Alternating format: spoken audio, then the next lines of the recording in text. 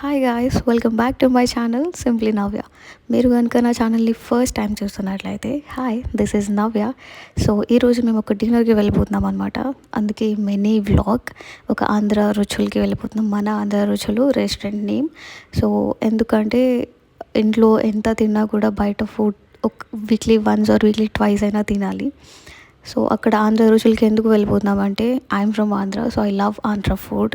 So ఇక్కడ నేను ready అయిపోయినా in this beautiful pretty black dress. చాలా కంఫర్ట్ ఉండే, చాలా బాగుంది.